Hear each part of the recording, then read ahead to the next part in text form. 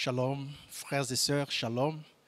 Je suis le pasteur Bermis, pasteur à l'église de la Restauration au quartier général. Je suis très ravi parce que nous sommes dans la fièvre et nous sommes déjà dans notre convention Restauration édition 2020. À la Restauration, ça a toujours été un grand moment. Les conventions sont les moments où nous venons renforcer nos capacités spirituelles et surtout jouir de l'ambiance qui entoure la convention.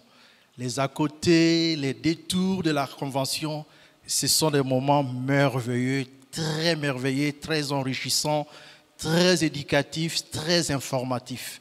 Et j'ai béni le Seigneur encore pour cette convention de 2020.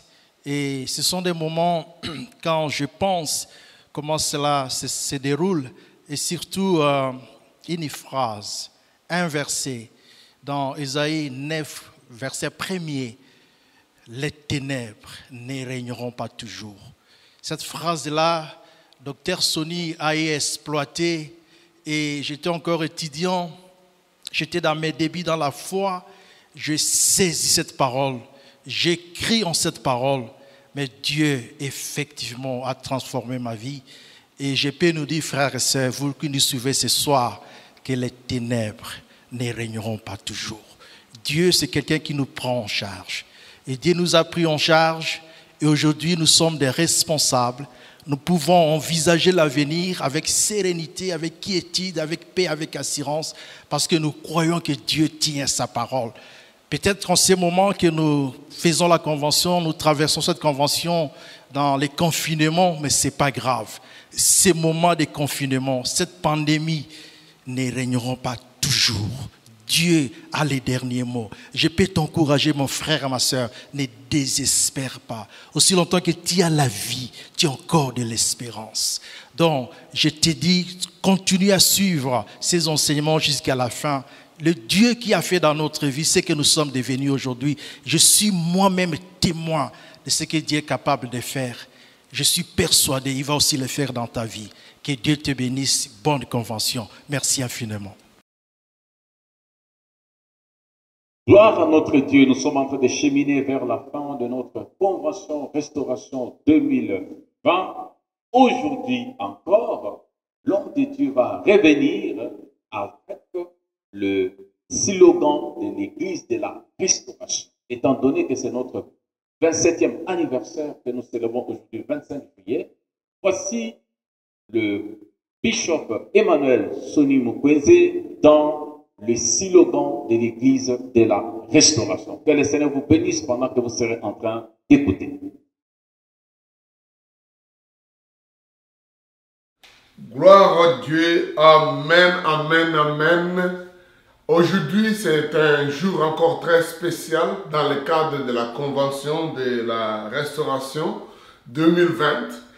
Quand bien même nous célébrons ces moments dans des endroits dispersés à cause de la pandémie et nous croyons que Dieu est vivant et il est puissant, il est avec nous et notre communion elle est très forte. Une communion qui ne peut pas se détruire par quoi que ce soit, par les événements, par les situations. Au contraire, quand on vit dans une telle situation, on a besoin des uns des autres.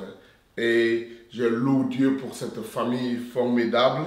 Je voudrais croire que nous avons, en dehors de cet uniforme, des pagnes de la Restauration, et je recommande qu'on va reprendre encore et reproduire plusieurs. Nous avons une vraie uniforme intérieure, une vraie uniforme de la notion de notre famille qui compte beaucoup pour nous, qui compte beaucoup parce que quel que soit le lieu où on se retrouve, quelles que soient les églises, les endroits où d'autres sont partis pour des raisons de travail, pour des raisons d'immigration, la famille de la Restauration, c'est quelque chose de profond qui reste dans notre cœur, dans notre cœur. Et je voudrais vous encourager à continuer à persévérer dans cette situation. Aujourd'hui, je vais effectivement, comme nous avons le thème par rapport aux montagnes, par rapport à la montagne, transporte-toi d'ici là, je voudrais revenir sur certaines choses qui sont plus communes à la famille de la restauration, dans notre façon d'être comme les enfants de la famille de la restauration. Et une des choses, ce sont des slogans que nous avons, qui constituent aussi pour nous comme des signes de ralliement, de reconnaissance de ce que nous sommes. Je sais que beaucoup de vos pasteurs prêchent dans vos maisons, dans vos églises, dans vos assemblées, parlent de ça. Et nous avons pendant cette convention parlé de quelques-uns restés ici là. Mais je voudrais que nous, pendant ce temps où nous nous remémorons, où nous pensons à ça, où nous voyons cette dimension, non seulement écouter les témoignages de ce que Dieu fait, de ce que ses paroles ont constitué comme des paroles d'encouragement dans nos cœurs, mais nous répéter ça. Et quand je pense à Pierre, j'avais déjà fait allusion à ça plusieurs fois. Pierre, quand il est allé à la montagne avec Jésus, il a fait cette expérience. Je préfère même qu'on lise un peu ce qu'il est en train de raconter là-dessus pour vous mettre dans le contexte. Pourquoi je voudrais qu'on apprenne à répéter ces paroles chères. Et aujourd'hui, si vous voulez en connaître, je parlerai de « Donne-moi cette montagne » qui est l'une des paroles très, très typiques à la restauration dès le départ. Je voudrais qu'on lise Pierre dans son épître, la deuxième épître de Pierre, du chapitre 1er, des versets 15 à 19. Nous allons voir comment il se souvient de ce moment formidable qu'il a vécu à côté du Seigneur Jésus. Donc, il a commencé par dire, à partir du verset 15, « Car je reçois qu'après mon départ, vous puissiez toujours vous souvenir de ces choses. » À partir du verset 15, pensez-y. Que j'aurais dit soin qu'après mon départ, que vous puissiez vous souvenir, vous pouvez toujours vous souvenir de ces choses. Ce n'est pas en effet en suivant des fables habilement conçues que nous vous avons fait connaître la puissance et l'avènement de notre Seigneur Jésus, mais c'est comme ayant vu sa majesté de nos propres yeux. Car il a reçu de Dieu le Père l'honneur et la gloire quand la gloire magnifique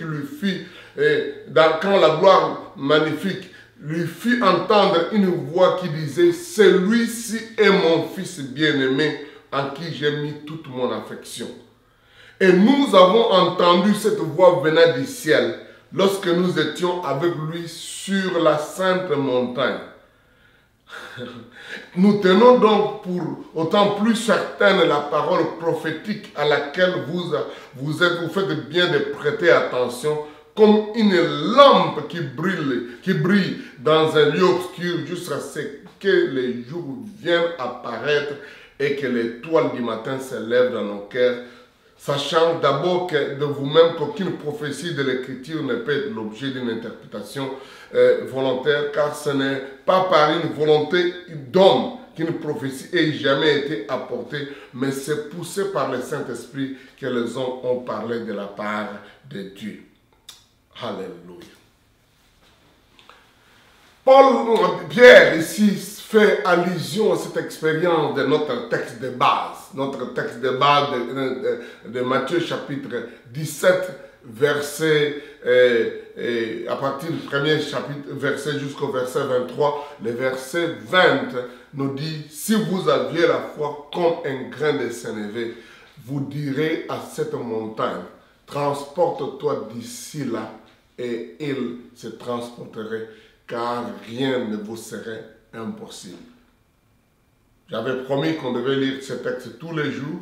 Oh, c'est bon de le faire de toutes les façons. Donc, mais je voudrais aussi vous montrer que Pierre, quand il se souvient de cet événement, il pense à ça.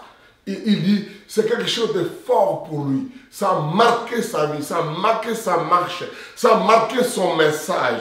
Au point il dit, nous avons entendu cette voix venir du ciel. Je pense que c'est toujours bien qu'on revienne sur ça. Lisons encore Matthieu chapitre 17.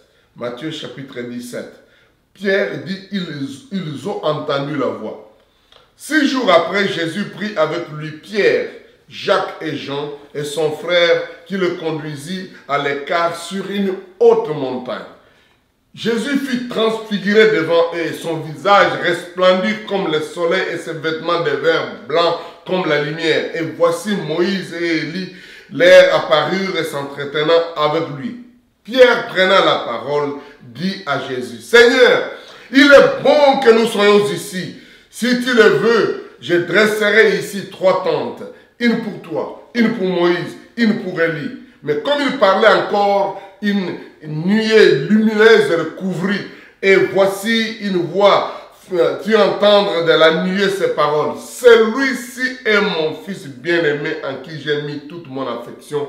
Écoutez-les. » Lorsqu'ils entendirent cette voix, les disciples tombèrent sur leur face. Ils furent saisis d'une grande frayeur. Mais Jésus s'approcha, les toucha et dit, « Levez-vous, n'ayez pas peur. » Et ils levèrent les yeux, ils ne virent que Jésus seul. Comme ils descendaient la montagne, Jésus leur donna cet ordre, ne parlait à personne de cette vision jusqu'à ce que le Fils de l'homme soit ressuscité des morts. Les disciples lui firent cette question. Pourquoi donc les scribes disent-ils que Élie doit venir premièrement? Et ils répondirent, il est vrai qu'Élie doit venir et rétablir toutes choses. Mais je vous l'ai dit qu'Élie est déjà venu et qu'ils ne l'ont pas reconnu, ils l'ont traité comme ils ont voulu. De même, le Fils de l'homme souffrira de leur part. Les disciples comprirent qu'il leur parlait de Jean-Baptiste. Lorsqu'ils furent arrivés près de la foule, un homme vint se jeter à genoux devant Jésus et dit, « Seigneur, aie pitié de mon fils qui est lunatique, qui souffre cruellement et il tombe souvent dans le feu et souvent dans l'eau. Je l'ai amené à tes disciples, ils n'ont pas pu le guérir. » « Race incrédule et pervers, répondit Jésus, jusqu'à quand serai-je avec vous, jusqu'à quand vous supporterai-je? Amenez-les-moi. Jésus parla sévèrement au démon et qui sortit et l'enfant fut guéri à leur main. Alors les disciples s'approchèrent de Jésus et lui dirent en particulier, « Pourquoi n'avons-nous pas pu chasser ces démons? C'est à cause de votre incrédulité, leur dit Jésus. Je vous le dis en vérité, si vous aviez de la foi comme un grain de sénévé, vous diriez à cette montagne, transporte-toi d'ici là et elle se transporterait, car rien ne vous serait impossible. Mais cette sorte de démons ne sort que par la prière et par les jeûnes. Pendant qu'ils parcouraient la Galilée, Jésus leur dit, le Fils de l'homme doit être livré entre les mains des hommes, et ils le feront mourir, et le 3e jour, il ressuscitera. Et ils furent profondément attristés. C'est de ces récits que l'apôtre Pierre, dans le 2 Pierre, chapitre 1, verset 15 à 21, que nous venons de lire, c'est de ces récits que Pierre se souvient. Il y a, comme j'ai dit, des moments que vous ne pouvez pas oublier. Et il dit, c'est pourquoi je prends soin avant mon départ, que vous puissiez toujours vous souvenir de ces choses. Il y a des choses, comme j'ai dit hier, il y a plusieurs sortes de montagnes. Mais il y a des montagnes qu'on ne peut pas oublier. C'est-à-dire à se mémoriser, à penser à ça comme la montagne du Calvaire, la montagne de Sinaï, des rois d'Horeb, la montagne de Tabor comme celle-ci. Donc, où on ne peut pas oublier ça, on se souvient de ça. Et pour Pierre, il dit que ce que nous vous avons enseigné, ce n'est pas des fables qu'on a construites intelligemment, tout ça. Quand nous vous avons fait connaître la puissance et l'avènement de notre Seigneur. Alléluia. Nous l'avons fait parce que nous avons vu sa majesté dans nos propres yeux. Il dit, ces jours-là où le Père a donné à Fils la gloire, parce que, en fait, le Père, ces jours-là, voulait préciser que Jésus, Moïse et Élie ne sont pas égaux. Ce n'est pas la même chose. L'Épître hébreu, d'ailleurs, donne un peu ce contraste, explique dans tous les détails la supériorité de Christ. Moïse est présenté comme serviteur, Jésus est présenté comme fils dans la maison. Donc, ils ne sont pas les mêmes. Quand Pierre disait, une tente, une pour toi Jésus, une pour Moïse, une pour... Il dit non, non, non, non, non, non, non. La voix est venue du ciel, il dit, celui-ci est mon fils bien-aimé en qui j'ai mis toute mon affection et écoutez-les. Il y a des paroles que Dieu répète. Cette parole-là seulement, celui-ci est mon fils à qui j'ai mis toute mon affection. Dieu l'a prononcé au jour du baptême de Jésus. Dieu ne répète pas les choses pour rien. S'il y a des choses qui sont répétées, c'est parce que ça a une place importante dans la vie. Et il dit, nous avons entendu cette voix venir du ciel lorsque nous étions avec lui sur la sainte montagne. Alléluia. Alors il dit, verset 19 dans 2 Pierre, chapitre 1. Et nous tenons d'autant plus certaine la parole prophétique à laquelle vous faites bien de prêter attention.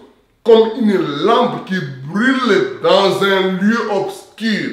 C'est ce que jusqu'à ce que les jours viennent apparaître et que l'étoile du matin s'élève dans nos jours. Ceci est très important. Qu'est-ce que je voudrais dire? Il y a des paroles que nous devons nous remémorer. Pas juste parce que c'est habilement bien construit, mais parce que ça détermine, ça donne notre identité. C'est quelque chose qui nous... C'est pourquoi aujourd'hui, je parle de cet aspect que dans la famille, il y a des paroles, il y a des choses dans la famille de la restauration que nous ne pouvons pas ne pas prononcer. D'ailleurs, je voudrais vous annoncer que je suis en train d'écrire un livre entier. S'il faut le dire même, sur l'inspiration d'un des enfants. Aujourd'hui, c'est une maman qui était un enfant à l'église de la restauration. Quand je parle de Fatou Chirandi, elle a fait quelque chose sur Facebook que j'ai beaucoup aimé. Fatou, je t'ai salué en France, à Paris.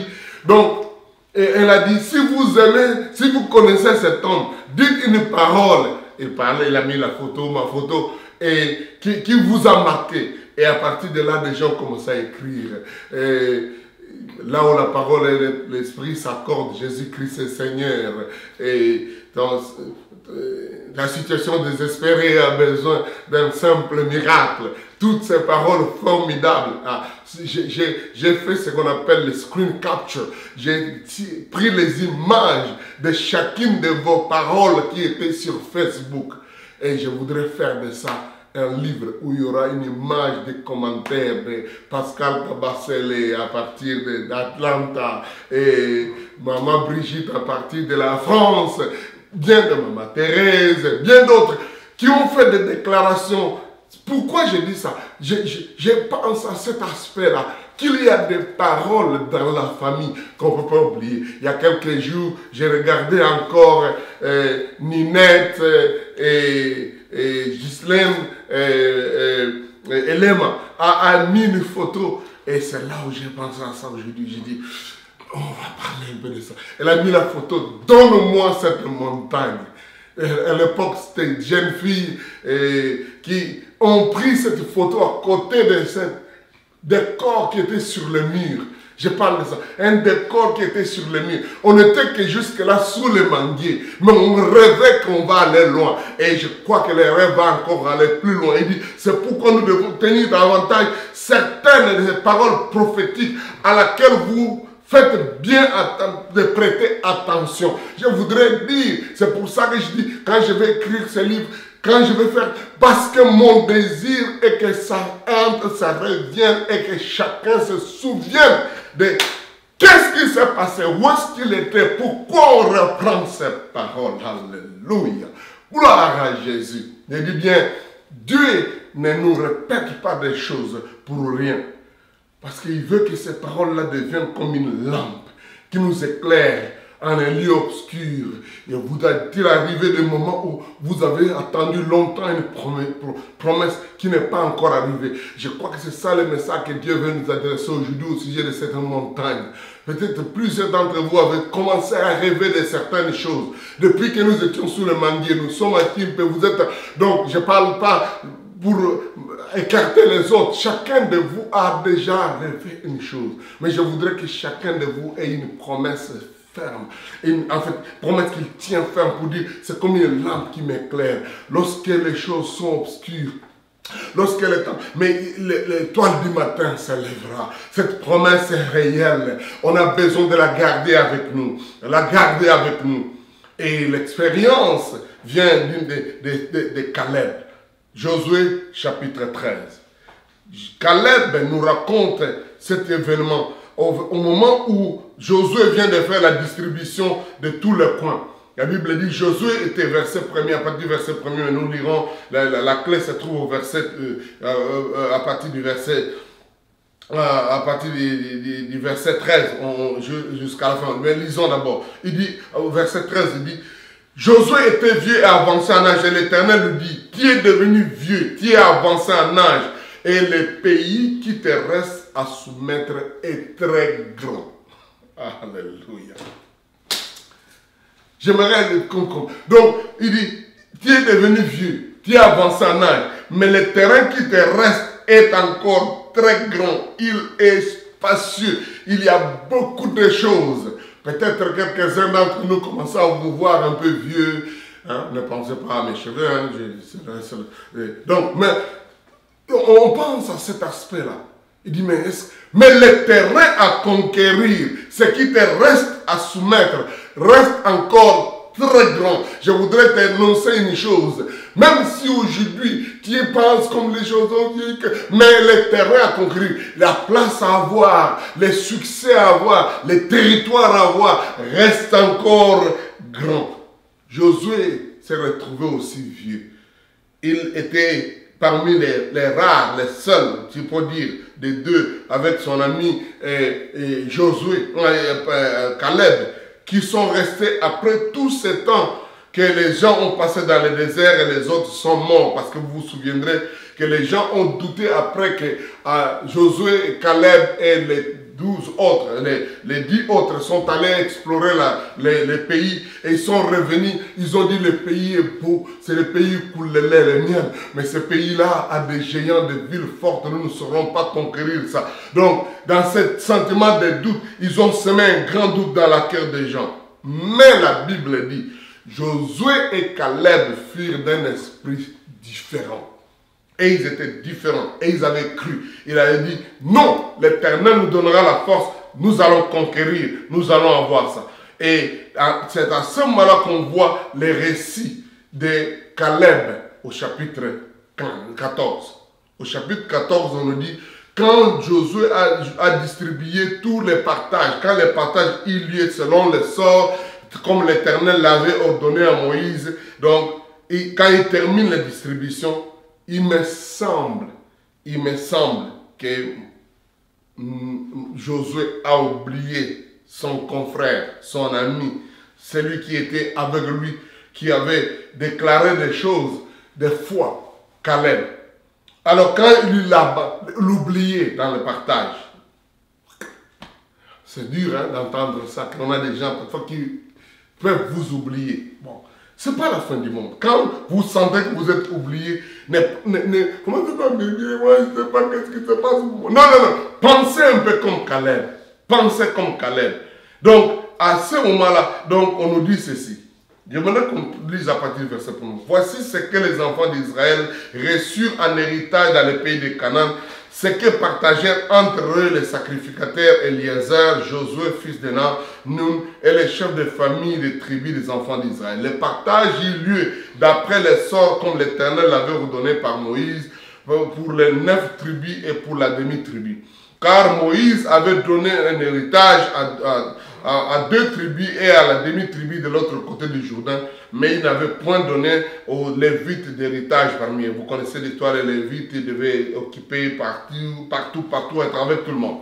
Les fils de Joseph formaient 2 tribus, Manassé et Ephraïm, et l'on ne donna point de part aux Lévites dans le pays, ce n'est que des villes pour habitation, des banlieues pour leurs troupeaux et leurs biens. Les enfants d'Israël se conformèrent aux ordres que l'Éternel avait donnés à Moïse et ils partagèrent le pays. Les fils de Juda s'approchèrent de Josué à Gilgal et Caleb, fils de Jephuné, le Kénizien, lui dit, tu sais ce que l'Éternel a déclaré à Moïse, homme de Dieu, au sujet de moi et au sujet de toi à Kadesh Barnea.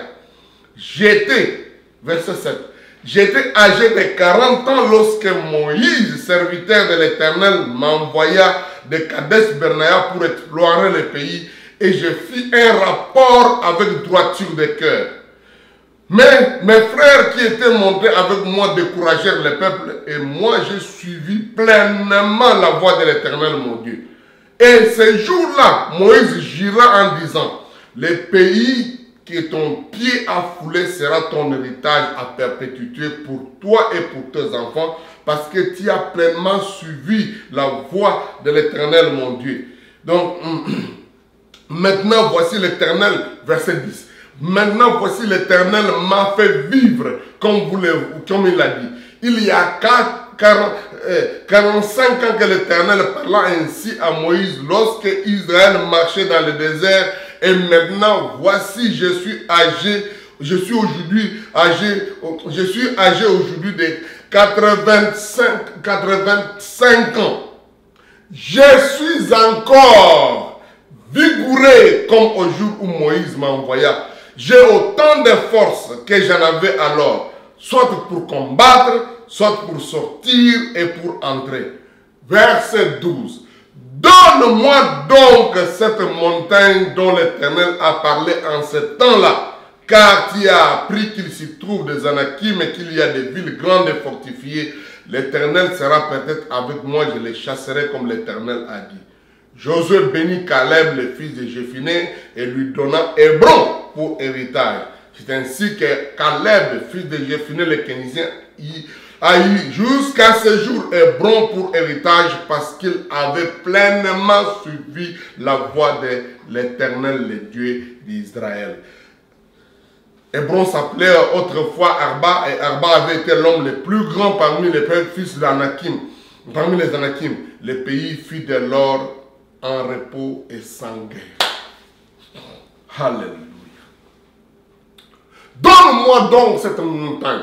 Je vous épargne les détails de ces récits. Notre temps est en train d'avancer. Mais si vous lisez Nombre, chapitre 11, chapitre 13, chapitre 11, 12, 13, 14, et vous verrez les récits en détail de cette conquête, de cette exploration, où ils sont allés pour voir d'abord en toi, faire la prospection. Dieu a dit à Moïse, envoie des gens, pour chaque tribu un représentant, pour chaque tribu quelqu'un qui va aller. Et Caleb était parmi ces gens-là qui étaient choisis. Lui était de la tribu de Juda. Et il arrive avec Josué et ils ont fait le camp. Ils se disent, oh, comme c'est beau. C'est le pays où coule le lait, le miel. Mais en même temps, ils ont vu des géants. Ils se disent, nous sommes encerclés au pied de ces gens-là comme des sauterelles, comme des mouches, comme des riens. Ils risquent de nous écraser. N'allons pas. C'est dangereux. C'est dangereux. Les Cananéens, les Anakim, ou les fils des géants. Ils sont des géants. Nous pouvons... Ils ont tremblé, les 10 autres, sauf Caleb et Josué. Le langage de la foi n'annule pas l'événement qui fait peur, mais triomphe de la peur. Le langage de la foi n'est pas un mensonge. Le langage de la foi n'est pas une illusion. Mais c'est une façon de comprendre les choses au-delà de ce qui est visible. C'est une façon de voir les choses avec l'œil de Dieu. C'est de voir l'invisible. C'est de voir ce que Dieu dit. Pas les circonstances qui sont devant nous. La Bible dit, nous ne marchons pas selon la chair ni par la vue, mais nous marchons par la foi. Parce que nous ne voyons pas les choses comme ils sont. Nous avons une autre lumière intérieure qui nous éclaire, qui nous montre que la victoire nous appartient. Parce que si nous nous engageons de suivre exactement la voie de l'Éternel, parce qu'il avait suivi pleinement la voie de l'Éternel. Suivre la voie de l'Éternel, suivre les paroles de Dieu nous donne la victoire. Alléluia. Il a donné un rapport différent. Il a dit non, nous allons avoir l'endroit. Il avait 40 ans.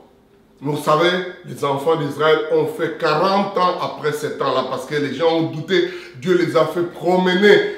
Donc pendant 40 ans dans le désert, le but est que toute cette génération de gens qui ont douté puissent mourir pour être donc effacés et qu'il y ait une nouvelle génération. Et là, quand Moïse va partir à Mont Nebo, nous avons déjà parlé, il a donné un discours dans Deutéronome à la jeune génération. il n'y avait que Caleb et Josué qui étaient déjà anciens. Et certainement, maintenant, quand ils vont entrer dans la terre promise, Josué dirige les choses, il dirige les batailles. 5 ans les ont pris pour être capable de conquérir tous les territoires, d'avoir tout Canaan, 5 ans. Ce qui faisait que Caleb avait 40 ans quand il était envoyé. Ils ont fait 40 ans dans le désert et ils ont fait 5 ans de conquête.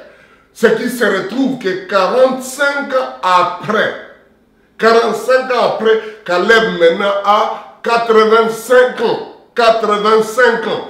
Et il semble, bon, vous êtes comme tout le monde, comme tous les enfants, la tribu du Juda, vous aurez ce coin-là. Caleb dit non, moi Dieu m'a dit là où la plante de mes pieds s'est posée, cette montagne que j'avais aimée, quand j'avais donné la description devant Moïse, que j'ai trouvé une montagne à Kirja Arba, cette montagne-là d'Hébron, oh c'est beau, j'ai aimé ça. Comment tu décris les bonnes choses que Dieu met dans votre cœur? Ça aide. Décris ça, écris, peins ça, dessine ça. Quand je parle ici, vous qui avez les pensées d'entrepreneuriat, d'entreprendre quelque chose, des idées à faire, décrivez ce que vous avez vu. Donnez les paroles. Voyez la partie positive de ce qui se présente. Peut-être c'est un roc, mais dans les rocs, il peut y avoir des diamants. Il peut y avoir peut-être c'est juste une montagne, mais dans cette montagne, il y a un point qui est vert, il y a un endroit où le soleil brille. Explore ces choses, décris ça. Et quand ça entre dans l'oreille de Moïse, Moïse dit, tu as tellement aimé cette chose-là, je te le donne. Tu auras ça. Alléluia. Comment nous décrivons ces choses que nous voulons avoir de la part de Dieu? Cette montagne, elle est une montagne. Elle peut donner beaucoup d'obstacles, elle peut faire peur, elle peut intimider. Surtout que les habitants sont les géants, les Anakim. Vous pouvez dire, il y a des géants dans cette ville, dans cette montagne-là, qui ont dit, personne ne quittera ici. Arba lui-même était le géant. Il disait, personne ne peut prendre cet endroit. Arba était l'homme le plus grand parmi les Anakim, parmi les géants. Alléluia. C'était déjà l'ancêtre de Goliath.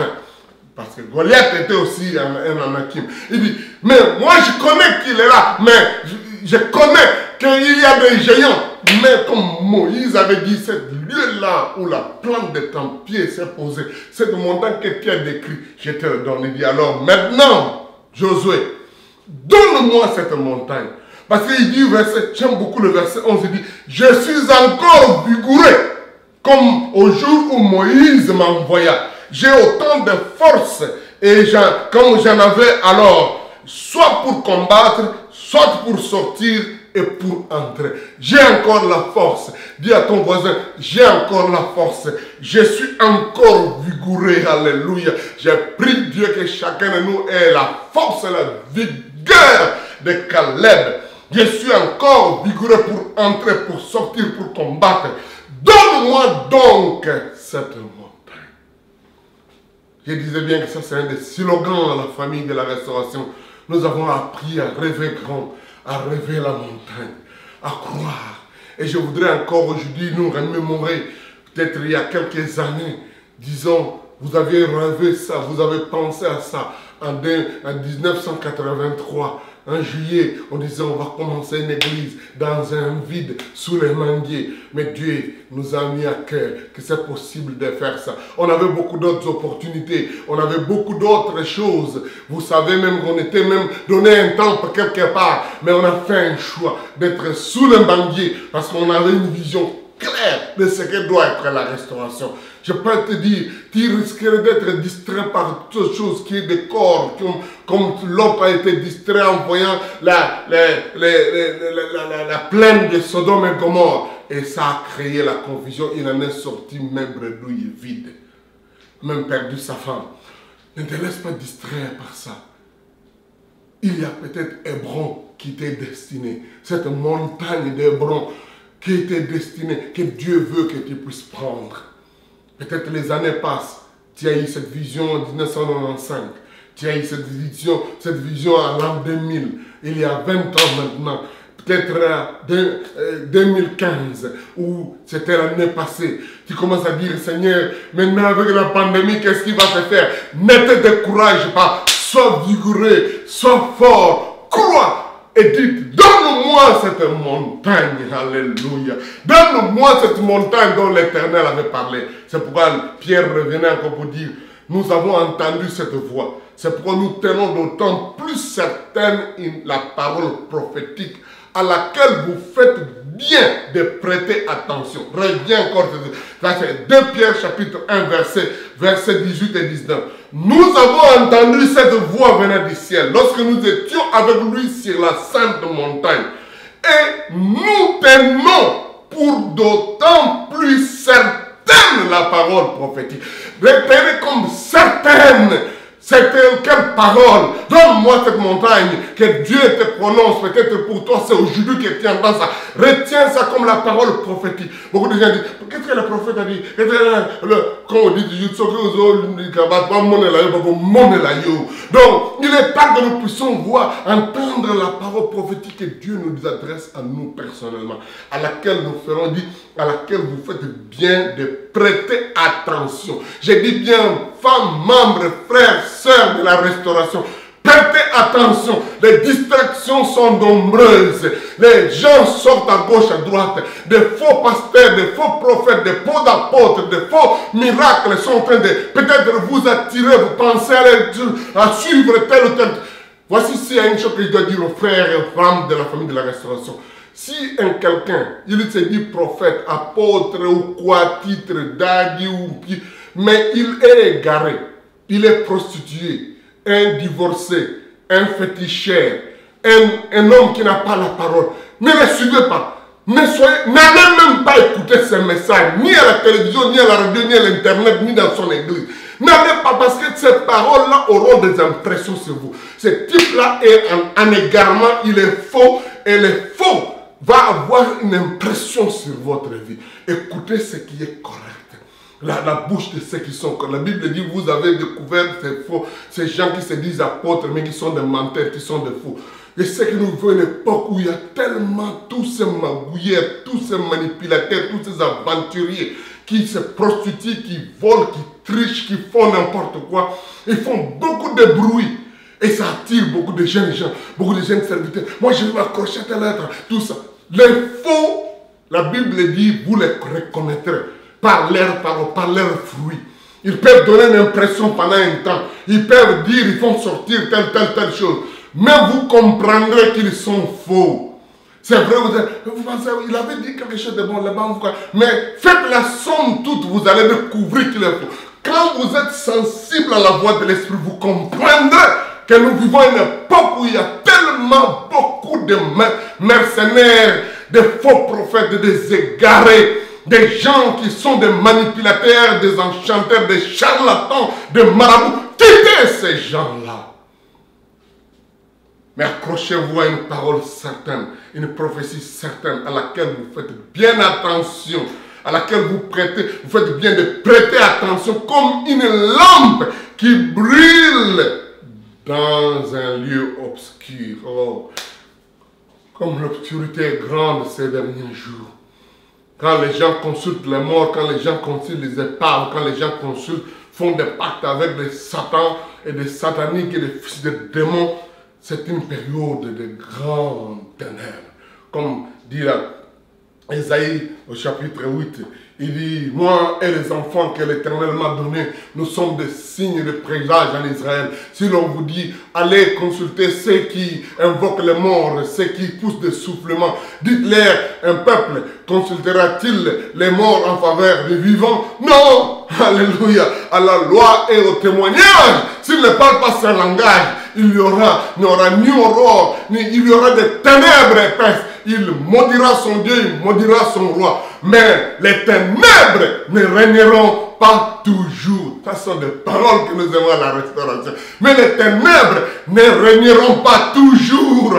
Parce qu'à ce coin-là, il y a les ténèbres. Une lumière va resplendir. Je crois qu'il y a des moments qui arrivent, qui vont être des moments spéciaux. Il dit jusqu'ici, jusqu'à ce que les jours viennent apparaître.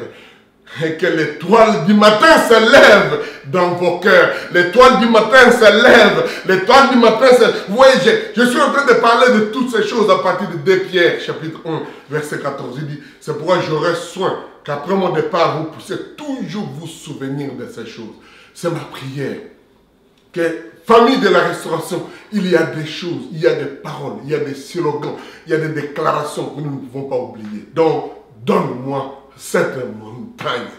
Ou montagne, qui est-tu devant Zorobabel? Tu seras aplani. Les germes germera en son lieu. Oh, alléluia.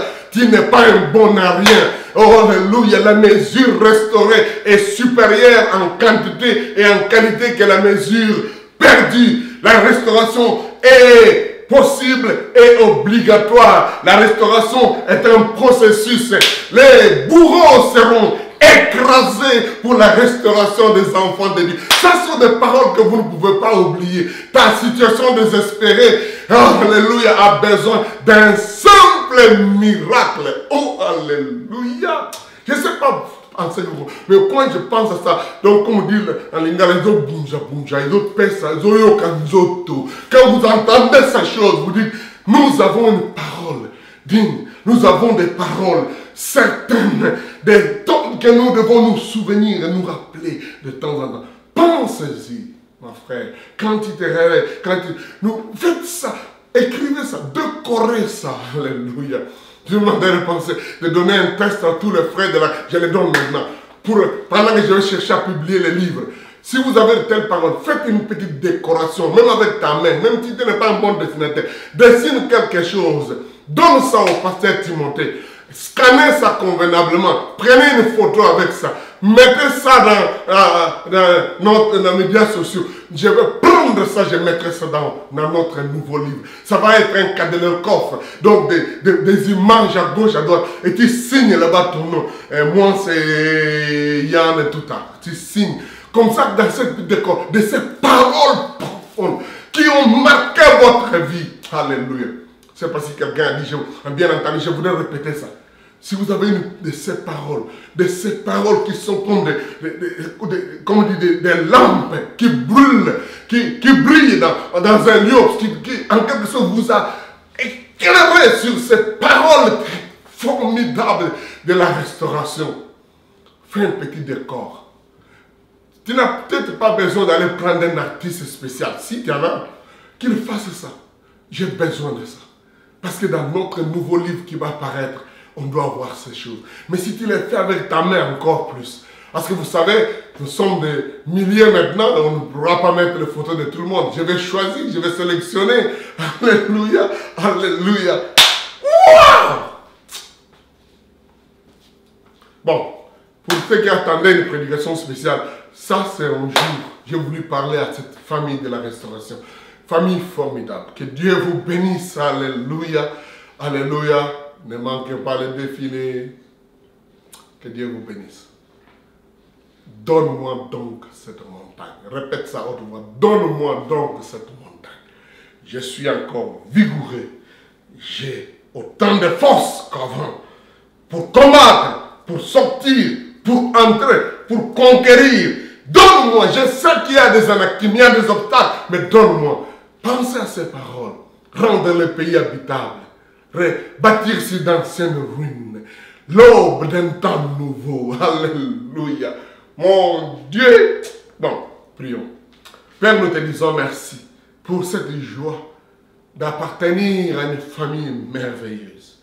Et surtout, la joie d'entendre ainsi dit l'Éternel, qui ne peut pas vieillir, qui est toujours fraîche, qui est toujours réelle. Regarde ses frères, regarde cette soeur, regarde ses mamans, regarde cet enfant qui attend, qui a entendu, qui attend encore voir cette promesse se réaliser. Peut-être les événements semblent durs, semblent obscurcir, mais ta parole reste certaine et nous voulons nous accrocher, nous souvenir, nous accrocher à voir son Seigneur, oh Dieu, jusqu'au jour où la lampe brûle et la lampe brille et l'étoile du matin se lève dans nos cœurs. Merci Père, parce que tu es vivant et tu vas le faire pour tes enfants. Au nom de Jésus. Amen. Que Dieu vous bénisse. Donne-moi cette montagne, c'est aussi une façon de nous encourager à nous engager, à penser, à rêver lorsqu'on est jeune. Vous direz Caleb avait 40 ans, c'est pas trop jeune, bon, par rapport à l'époque, hein, il était très jeune. Et je voudrais que ce message aussi soit retenu, accepté et compris par la jeunesse. C'est pourquoi les prochains messages, nous allons écouter un message qui est adressé spécialement à la jeunesse. Bon, les adultes et les autres seront là, suivez, c'est très très important. C'est mon désir et un plaisir que j'ai d'introduire cet homme qui va prêcher, un enfant qui a vie, est né avec la restauration, s'il faut le dire, a grandi et a tout ce qu'il a de la restauration. Demain, nous écouterons un message qui viendra de Salem. Et je voudrais demander à tous les parents qui rêvent, qui pensent, qui ont des projets pour leurs enfants, de ne pas manquer d'encourager leurs enfants à suivre ce message. Donne-moi cette montagne. C'est le message que beaucoup de jeunes ont besoin d'entendre. Parce que vous avez de la vigueur, de la force pour combattre, pour entrer, pour sortir, comme Caleb l'a dit. Donc, à demain donc. Eko babolingo toza suna esengo na mokola poso oyo ozonga suli boso na bino pona kopesa na mokuse oyo nini ezalaki lite ya episkope Soni Mukwenze Emmanuel na mokona lelo toyebi tozali na likita monene oyo tozali kolobela ntina na ngomba yo ngomba milongola mpe awa mpe mibwaka kuna lelo moto na nzambe alobeli biso na ntina ya mwa maloba moko mpenza oyo esimba eklesia libota ya restauration maloba oyo ezali mpe malamu yo oyo oza kolanda biso oyeba na kokomisa yango mpe ya yo liloba oyo moto na nzambe aza kolobela lelo ezwami na kati na buku na Josue na mokapo nango ya zomi na misato nzela ya mokino ya tuku mibale kasi liloba moko eza liloba oyo Caleb alobaka ayebisaka ndeko na ye Josue ete pesa ngai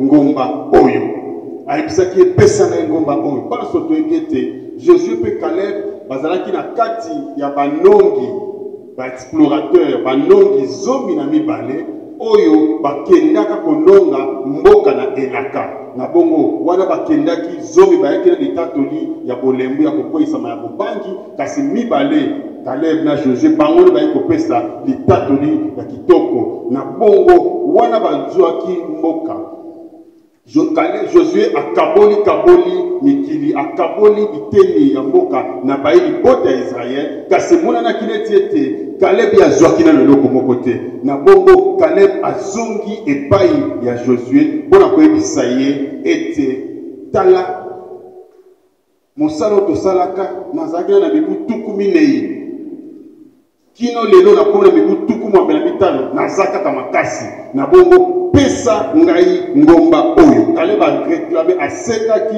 ngomba oyo ya ebon mpe yango epesa melaki ye ndeko molingami liteya moko na mateya oyo moto na nzambe alakisi biso ezali ete kominumisa te komilembisa te Caleb akomaki na mibu tuku mwambe na mitano kasi alobaki ete naza na makasi naza na makoki pesa ngai yango na kobunda mpe na kobotola mabele yango wana eza eloko ya motuya ya liboso mosali na nzambe ayebisaki biso lisusu Caleb azalaki na elobeli na lolenge ya koloba ya moto na kondima na bongo ata kolikama likambo monene eza liboso na yo kozanga eza liboso na yo yo tika ete elobeli na yo lolenge ya koloba pe ya makanisi esengeli ezala kaka ya moto na kondima po ete makasi na yo ata eye na poasa boye te kolongola ngomba to likambo eza liboso na yo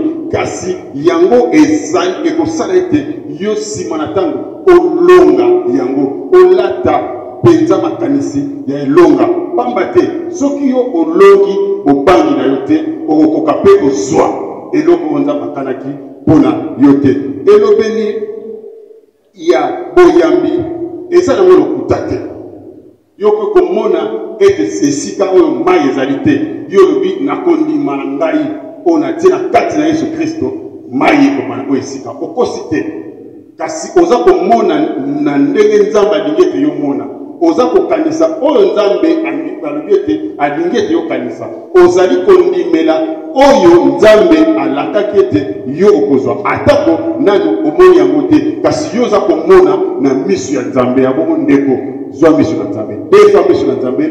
Koma moto oyo aza komona ndenge mokili eza komona te. Kasi ndenge Nzambe alingi ete yo omona. Ozala elobeli ya balongi. Kasi elobeli te ya bato oyo bakomi kweyisa. Oyo bala komi kweyisa bitumbu. Bango moko. Lisusu tosengeli kotambola na kondima kasi te na oyo tozali komona kotika esika te koko soto nyonso oyo komona liboso na yo ya mabe okomisa ngo ete te ezali bongo komona te ndenge misale emonanaka te na esika songolo ovandaka na mboka songolo ozali ete misala ezwamaka te bato bazali kaka na chômage baza kozala na misala yo komikotisanelisaka wana te yo mona mosala esiko mosala ezali te Nzambe akopesa yo yango tolobaki moto na Nzambe alobi ete Caleb akopisaki mituku mwambe na mitano kasi azalaki kaka makasi abatelaki makambo oyo amonaka ntango azalaki na mituku minei moto na Nzambe abandisi biso ete osengeli ozala na souvenir oyeba kobatela ngomba oyo omonaka mapambo oyo Nzambe alakisaka yo kala koba na komona yango na kobatela yango na moto na yo mpe ondima ete ata ntango eumeli ateleki mibu ebele ngai na kosimba oyo namonaka oyo Nzambe alakisaka ngai yango zala na makasi zala moto na nguya kotika te komipembisa te kopembisa makanisi na yo te wana yo ozozela elaka na Nzambe ndenge moto na Nzambe alobi kotika te bato mosusu baprofete ya lokuta bapasteur ya lokuta basali oyo bala kobenga basali ya Nzambe ya lokuta aya kopesa yo eloko Nzambe akanelaki yo te kasi yo yeba na kobatela kimia yeba na kozala motema molai mpo na kozela kino mokolo okozwa ebo na yo mokolo okozwa ngomba na oyo Nzambe alakaka yo lelo toza komona basali mingi bala kobenga basali ya Nzambe kasi baza koya komemela bato biloko ya lokuta oyo kabango te moto na Nzambe apesi biso toli mpo na koloba ete na moi ya lelo eza na baoyo basali na Nzambe bazali kokabwana mabala oyo baza kopanza mabala ya bato oyo baza komela mpe kolangwa oyo baza kobala basi ebele oyo baza kosala pite oyo baza koya kokosakosa mpo na koyiba bango oyo bazali na bondoki na kati na soloka toli epesameli yo soki omoni moto ya bongo kovanda na esika azali te koyoka ata makanisi na ye te koyoka ata liteya na ye te mpo ata koloba ete nayoki ye ndambu mpo alobi mpe bosolo ndambu te soki osangisi nyonso oyo aza yango eza ya lokuta na bongo toli epesameli biso tolanda basali wana te ya lokuta kasi biso tokoba na kotala tobwaka miso na biso na elaka oyo Nzambe apesaki biso na bongo tobandi mpo na kosukisa koloba ete Caleb alobaki nazana na makasi ndenge nazalaka kala pesa ngai ngomba oyo mpe azwaka ngomba yango mpe ye asangolaki yango ekomaki libula na ye seko na seko na bongo tika ete moko na moko na biso akangama liloba na Nzambe ata moni ya kokokisa bisiko te kasi suka yango ekokokisa mela ye tika ete Nzambe apambola biso na kombo na Yesu Kristo. Oh, donne-moi cette montagne, fatigué mais poursuivant toujours. Nous sommes la race des élus. Quelle merveilleuse parole et quelle rémunération de ce que nous avons vécu et de ce que nous sommes en train de vivre, en train d'être restaurés, en train d'être encouragés par tous ces slogans. J'espère que vous avez été bénis, que le Seigneur vous bénisse encore davantage. Prenez un des slogans, faites-en votre propre slogan et marchez avec cela, ça donne toujours des résultats. Dieu vous bénisse. Rendez-vous demain pour la clôture de la Convention Restauration 2020. Que le Seigneur vous bénisse.